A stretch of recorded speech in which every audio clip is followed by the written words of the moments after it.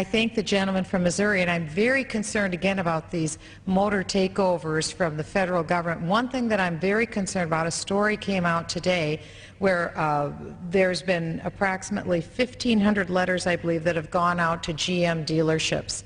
One story that came out today, there's a dealership that I know of that applied to their Democrat senator to appeal for help so that they could stay open. That senator was able to arrange a meeting between the dealer and the officials at GM. We all know GM is now Government Motors because it's owned by the American people. It's been nationalized. There's no private corporation the way we used to think of GM. Now the main stockholder is the American government. So this Democrat senator who was applied to for help was able to secure a meeting with General Motors and the car dealership, and they were able to get their dealership back. Well, that's great. That's wonderful. There's also another article I saw today where a constituent had contacted one of the representatives, a Democrat representative here in this chamber, Representative Barney Frank. Barney Frank was able to go and talk to the right people and get this dealership back open. Is that what we have come to in this country? That rather than a private business with a private contract with another private corporation, they're no longer able to work out their agreements because, as columnist Michael Barone has called, he said, now we've moved into the realm of gangster government.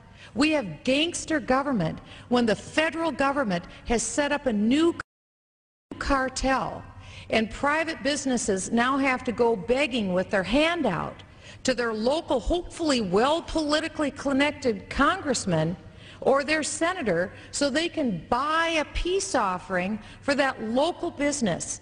Is that the kind of country we're going to have in the future? When I was on the phone today for over an hour with one of my local dealers, the very first thing out of her mouth was this.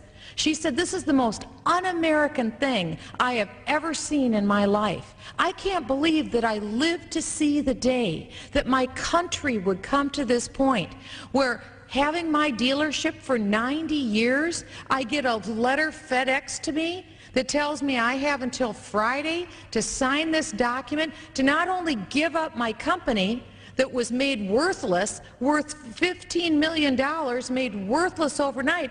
Now GM is demanding that she hand over her customer list, her service customer list to GM. Why? GM most likely will use those customer lists. They'll give it to her former competitors. What is she getting for this? What's her remuneration? She had the rug pulled out from her and from her husband. They virtually lost everything overnight. To what? To what Michael Barone calls a gangster government. We need to call this for what this is, my colleague. We need to call this for what this is. Call it out. The American people need to get outraged and figure out that it could be them next. No business is safe when you see the administration appoint czars, car czars, wage czars. There's over 20 czars that have been appointed. And what do those czars do? They bypass the Congress. We're the people's elected representatives. We've been bypassed. We now have an imperial presidency where the president has appointed various czars, appointing directly to him, and now he's reaching into the confines of private businesses and overnight rendering them virtually worthless, unless they have a special tug, a political tie, to a local Democrat congressman. Is that what we've come to?